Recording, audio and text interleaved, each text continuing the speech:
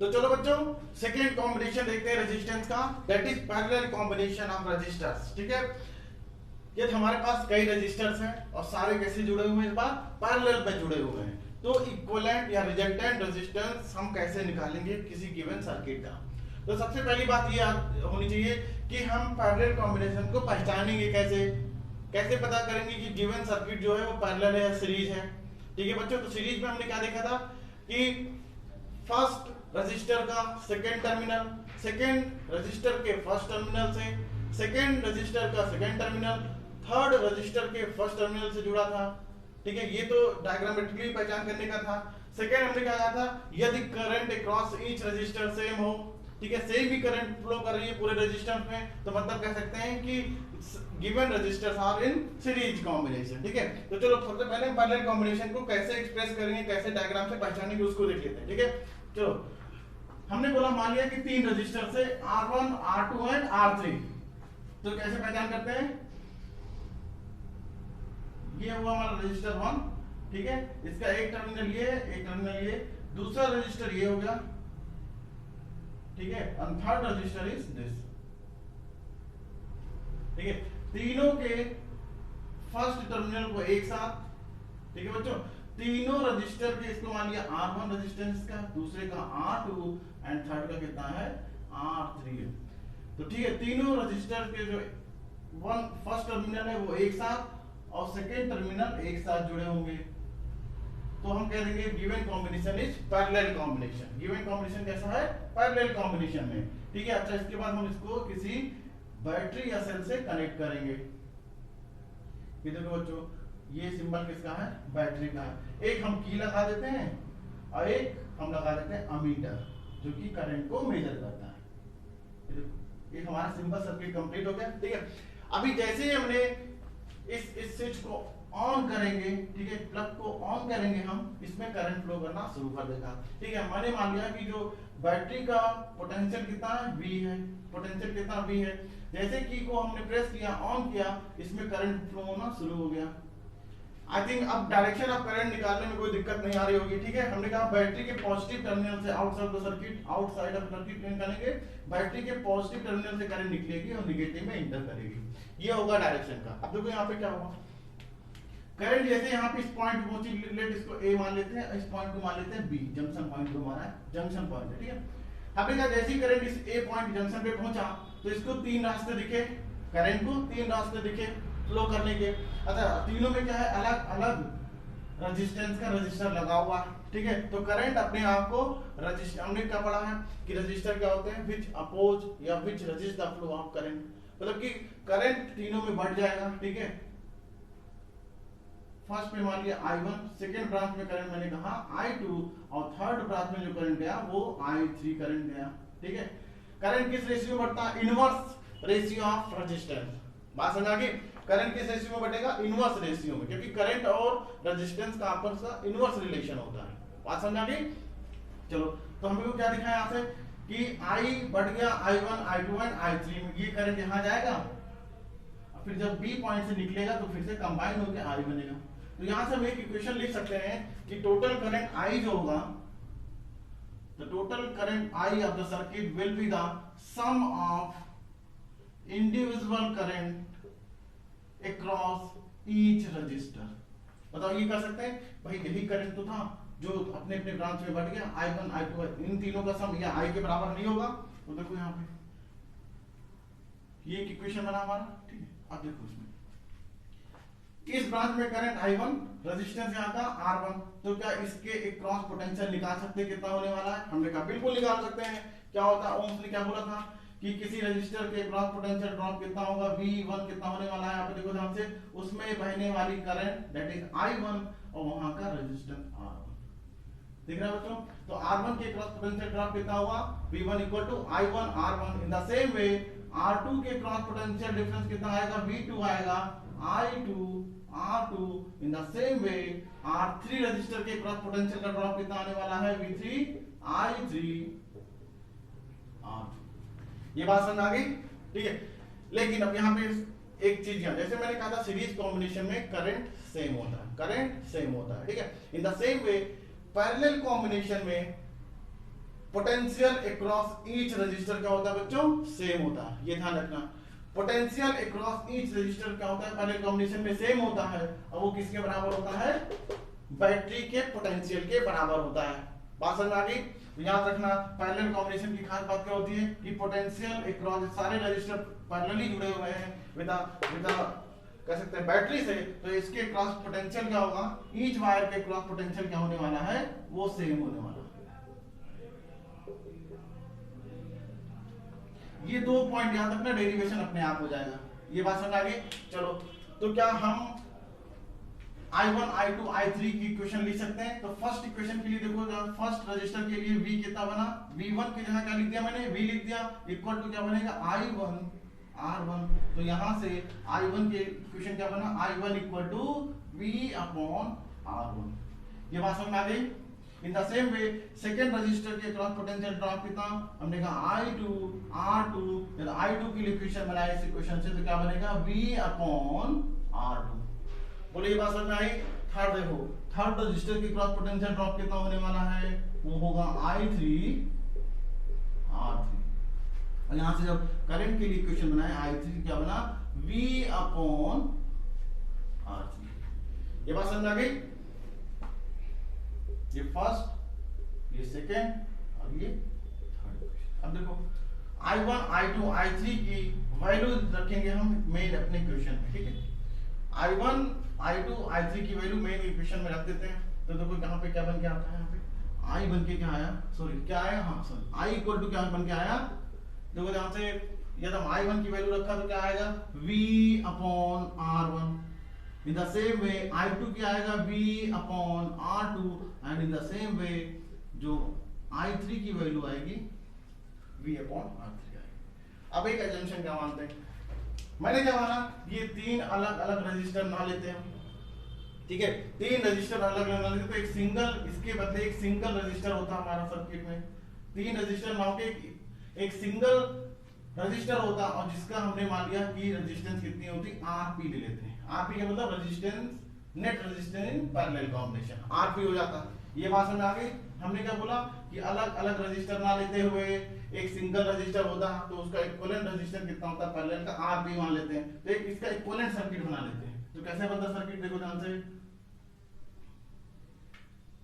ये है देखो, ये जुड़ा हुआ किससे, बैटरी से।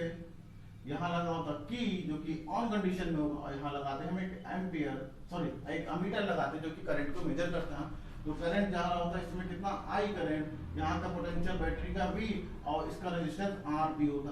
बताओ ये इक्विवेलेंट सर्किट है, ये इक्विवेलेंट सर्किट है क्या। इसके लिए यहाँ पे ओम्स लॉ लगाते हैं तो RP के क्रॉस पोटेंशियल ड्रॉप कितना होगा, तो V इक्वल टू क्या होता I इंटू RP, जहां से I की वैल्यू कितनी आती, V अपॉन। देखो बच्चों, हमने क्या अज्यूम किया कि तीन अलग अलग रजिस्टर ना होते, एक सिंगल रजिस्टर होता, तो उसका इक्विवेलेंट रेजिस्टेंस कितना आता, रिजल्टेंट आरपी। तो एक इक्विवेलेंट सर्किट इसका बन गया यहाँ पे। तो आई की वैल्यू यहाँ पे इक्वेशन में रख देते हैं। देखो ध्यान से, आई की वैल्यू क्या रखें, V अपॉन आरपी, ठीक है, यहाँ कर लेते हैं, ठीक है। आई की वैल्यू क्या रख दूं मैं, V अपॉन आरपी। देखो तो V upon RP equal to क्या आता, V upon R1 plus V upon R2 plus V upon R3। ये देखो इन तीनों में V कॉमन है, V कॉमन है। जब कॉमन करके बाहर लेंगे तो अंदर क्या बचेगा, 1 upon R1 plus 1 upon R2 plus 1 upon R3। V वाला RHS का V, राइट हैंड साइड का V लेफ्ट हैंड साइड के V से कैंसिल हो जाएगा। तो हमारा फार्मूला जो बन के आएगा 1 upon RP equal to 1 upon R1 plus 1 upon R2 plus 1 upon R3 and so on. ये देखो, this is the resultant resistance in parallel combination, ठीक है। Resultant resistance of a circuit in parallel combination ये होगा, ठीक है बच्चों। तो चलो जल्दी से उतार लेते हैं इसको, फिर एक इस पे क्वेश्चन करते हैं। तो इसको हटा दूं, ये तो हो गया ना, इसको हटा दूं।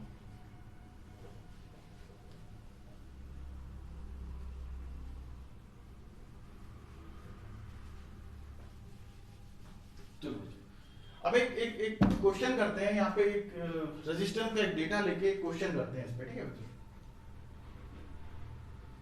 इसको हटा दो। यही सर्किट के लिए हम क्वेश्चन ड्रा करते हैं। क्वेश्चन हमने कहा एक क्वेश्चन है इसी पे, इंटेक्स का क्वेश्चन है। हमने कहा मान लो कि R1 की वैल्यू कितनी होती है, 5 ओम होती, ठीक है। R2 की वैल्यू 10 ओम होती और R3 की वैल्यू 30 ओम होती। इस सर्किट में हमने क्या बोला कि R1 की वैल्यू 5 ओम है, R2 की वैल्यू 10 ओम है और R3 की वैल्यू कितनी होती, 30 ओम होती। तो क्या पूछा कि बताओ रिजल्टेंट रेजिस्टेंस। फर्स्ट पार्ट क्या पूछा है, resultant resistance in parallel combination, ठीक है। दिख रहा है कि ये कैसा कॉम्बिनेशन है भाई, पैरेलल कॉम्बिनेशन है, ठीक है। तो निकालना बहुत आसान, सेम फार्मूला लगाते हैं। तो क्या आने वाला है, 1/RP जो रिजल्टेंट आएगा 1/R1। R1 की वैल्यू 5, R2 की वैल्यू 1/10 और R3 की वैल्यू 1/30, ठीक है। क्या करना है, तीनों को एलसीएम ले लें। तीनों का क्या है, एलसीएम ले लेते हैं तो कितना आ जाएगा, 30 ले लेते हैं। तो ये क्या आ जाएगा, 5 6 30, 10 3 30 एंड 1, ठीक है। ये किसकी वैल्यू आई, 1/RP। इसको और सॉल्व करें, 6 + 3 9 + 1 10, तो कितना आया 10/30। 1 0 से 1 0 कैंसिल, तो अल्टीमेटली क्या आ गया, 1/RP की वैल्यू 3 आ गई। क्रॉस मल्टीप्लाई किए तो RP की resultant resistance in parallel combination कितना आ गया, 3 ओम। देखो बच्चों इस तरह कर लिया। अब देखो रिजल्ट पे ध्यान देने वाली बात क्या है यहाँ पे, देखो ध्यान से, जो पैरेलल कॉम्बिनेशन में जो रिजल्टेंट रेजिस्टेंस आता है, पैरेलल कॉम्बिनेशन में जो रिजल्टेंट रेजिस्टेंस होगा वो सबसे छोटे वाले रेजिस्टेंस से भी छोटा होगा। बात समझ आ रही, क्या बोला मैंने कि जो पैरेलल कॉम्बिनेशन में जो रिजल्टेंट रेजिस्टेंस होता है वो सबसे छोटे वाले, जितने भी कॉम्बिनेशन होंगे पैरेलल कॉम्बिनेशन में रेजिस्टर, जो इंडिविजुअल रेजिस्टर्स होंगे उनमें सबसे छोटा रेजिस्टेंस इसका होगा। जैसे इस क्वेश्चन में देखो सबसे छोटा रेजिस्टेंस किसका, R1 का, कितना 5 ओम। लेकिन जो रिजल्ट आया हमारा फाइनल वो उससे भी छोटा है कि नहीं, ये खास बात इसकी, ठीक है। तो इस टाइप के क्वेश्चन भी पूछे जाते हैं, ठीक है। तो हमने क्या बोला, उन्होंने क्या देंगे कि 3-4 रजिस्टर दे देंगे, अब बोलेंगे कि भाई इनको इस तरह जोड़ो, कुछ सीरीज में कुछ पैरेलल में, कि रिजल्टेंट रेजिस्टेंस पर्टिकुलर आ जाए। तो हम जोड़ेंगे तो पूरे सीरीज को सीरीज के हिसाब से जोड़ा तो पता लगा कि जो हमको एक्वायर वैल्यू थी, जो हमको रिक्वायर्ड वैल्यू थी उससे ज्यादा आ रहा है। पैरेलल में जोड़ा सारे को तो देखा कि वो कम आ रहा है। हमसे जो पूछा गया वो इंटरमीडिएट था, मतलब कि पैरेलल कॉम्बिनेशन और सीरीज का इंटरमीडिएट था। फिर उसके लिए क्या हम ट्राई करेंगे, मिक्स कॉम्बिनेशन, तो वहां पे क्वेश्चन को सॉल्व करने के लिए ये आइडिया लेना बहुत जरूरी है कि जो रिजल्टेंट रेजिस्टेंस होता है जो इन पैरेलल कॉम्बिनेशन क्या होगा, उसकी वैल्यू छोटे वाले रेजिस्टेंस से भी कम आएगी। But in the case of series combination जो रिजल्टेंट रेजिस्टेंस होता है उसकी वैल्यू हायर वाले से भी ज्यादा आएगी, ठीक है। इंडिविजुअल रेजिस्टेंस में सबसे हायर जो होगा उससे भी ज्यादा आएगी। जैसे इसी क्वेश्चन में देखो 30, यदि सारे सीरीज में जुड़े होते तो कितना होता, 30 + 10 40 + 5 कितना 45, और मैक्सिमम रेजिस्टेंस किसका इंडिविजुअल में देखा जाता है 30। तो जो रिजल्टेंट सीरीज कॉम्बिनेशन आया वो 30 से भी ज्यादा आया। तो इस चीज को दिमाग में रखना क्वेश्चन सॉल्व करते समय, ठीक है बच्चों। तो चलो जल्दी से, चलो बच्चों तो इसी क्वेश्चन को 2 पार्ट और देखते हैं। सेकंड पार्ट में क्वेश्चन क्या पूछा गया यहाँ पे, सेकंड पार्ट का क्वेश्चन क्या पूछा गया सेकंड में, कि हमको ये बताना है कि individual current in each resistor, ठीक है। तो सेकंड पार्ट क्या पूछा, find individual current across each register, ठीक है। उसने क्वेश्चन सेकंड पार्ट क्वेश्चन क्या पूछा कि हर ब्रांच में या हर रेजिस्टेंस के क्रॉस कितनी करंट जाएगी, मतलब I1 I2 और I3 की वैल्यू पूछा उसने। ये बात समझ में, लेकिन क्वेश्चन में क्या दे रखा है, क्वेश्चन में भी दे रखा आपको 12 वोल्ट, ठीक है। उसने क्या दे रखा कि यदि हम बैटरी का पोटेंशियल कितना हो भाई 12 वोल्ट की बैटरी से कनेक्ट करेंगे तो individual current across each resistance निकालना। तो चलो जल्दी देख लेते हैं कैसे निकाल देंगे। इसका सॉल्यूशन इधर करते हैं, ठीक है। बी पार्ट का सॉल्यूशन यहां करते हैं। तो हमने क्या लिखा हमको टोटल पोटेंशियल पता, हमको रेजिस्टेंस पता, क्योंकि हम करंट नहीं निकाल सकते। बताओ इसके एक क्रॉस अभी बताया कि पोटेंशियल कितना होगा, ओम्स लॉ लगा दिए, V इक्वल टू क्या होने वाला है, I1 R1। ये बात समझ गई, V इक्वल टू क्या होगा, I1 R1। तो बताओ फर्स्ट ब्रांच में करंट कितना आने वाला है, यहाँ से देखो फॉर्मूले से V equal to I1 R1 कर दिए, तो यहाँ से I1 के लिए इक्वेशन क्या बना, V upon R1। Simple, V upon R1 solve करें, V अपॉन R1 को सॉल्व करें तो V की वैल्यू कितना 12, R1 की वैल्यू कितनी 5, 12 अपॉन 5 कट करेंगे कितना आएगा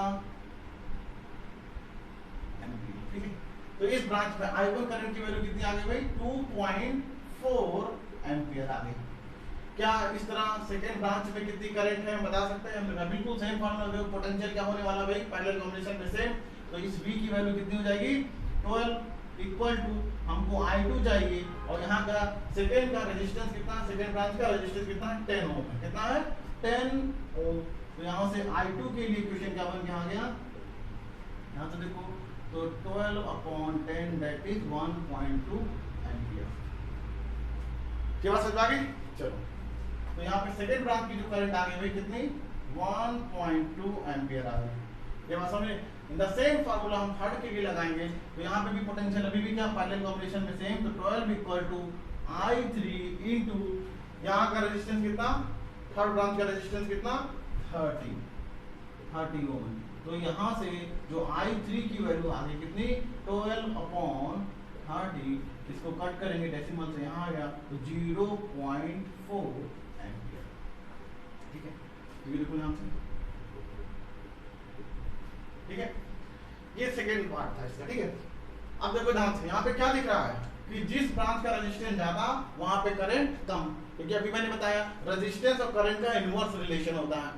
जिसका रेजिस्टेंस ज्यादा होगा तो मतलब वो करंट फ्लो का ज्यादा अपोज कर रहा होगा, ठीक है, वो ज्यादा रेजिस्ट कर रहा होगा फ्लो ऑफ करंट को। R3 का रेजिस्टेंस ज्यादा तो उसमें करंट सबसे कम, देखो 0.4 एम्पीयर।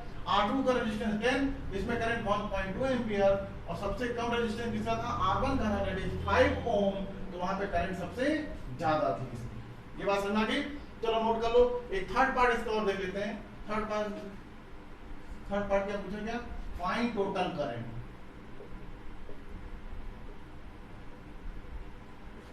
इन सर्किट।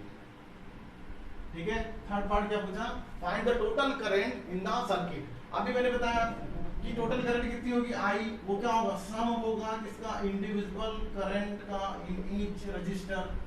ठीक है, individual current across each register का सम होगा टोटल करंट के बराबर। ये इक्वेशन बनाया था शुरू में, मैंने बताया था इसको। ठीक है, अब देखो तो I1 इक्वल टू क्या बना, I1 कितना बना 2.4 प्लस 1.2 प्लस 0.4 ऐड करते हैं सभी को, तो ये क्या 2.4 1.2 3.6 और 3.6.4 कितना हो जाएगा 4। आगे कि नहीं आगे बोलो, समझ में आ गया।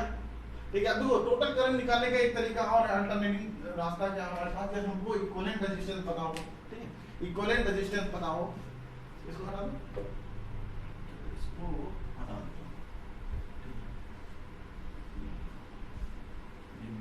ठीक है, अब यहाँ पे देखो जल्दी से, हमने बोला कि टोटल करंट निकालने का एक तरीका और था। ये तो बहुत सिंपल है, हमको I1 I2 I3 पूछ रखा, तो हम सीधे यहाँ से निकालेंगे और अपना आंसर दे देंगे सम करके इनका टोटल करंट के लिए। ठीक है, दूसरा रास्ता क्या है, हमने बोला V इक्वल टू क्या होगा I इंटू RP। ठीक है, हमको टोटल करंट चाहिए सर्किट में, तो टोटल रेजिस्टेंस पता होना चाहिए पैरेलल कॉम्बिनेशन का, और टोटल हमको पोटेंशियल कितना दिया जा रहा है उसको बैटरी का क्या है वो पता होना चाहिए। हमको ये पता 12 है, I के बारे में पता, सॉरी I तो निकालना हमको टोटल करंट, और RP जो निकाल रखा है कितना 3 ओम। तो यहाँ से I की वैल्यू कितनी आ गई देखो 12.3, बिल्कुल सेम नहीं आया। ठीक है, ये चिंता करने की जरूरत ही नहीं है। ठीक है, ये वाला फार्मूला कब हम लगाएंगे, इसको इसका एप्लीकेशन कब करेंगे, जब हमको हर ब्रांच में करंट पूछी जाएगी, तब उस समय हमको निकालना मजबूरी करेंगे और फिर सीधे ऐड कर देंगे तो हमारा टोटल करंट आ जाएगा। यदि वो ये पार्ट नहीं पूछ रखा है, सीधा उसने बात पूछा कि बताओ सर्किट में नेट करंट कितना होगा, तो उसके लिए क्या करेंगे इक्विवेलेंट रेजिस्टेंस निकालेंगे, इक्विवेलेंट रेजिस्टेंस, टोटल करंट और total potential of the battery, ठीक है, वो रखेंगे और सीधा सीधा आंसर निकालेंगे टोटल करंट के लिए, ठीक है। तो चलो इसको नोट कर लो।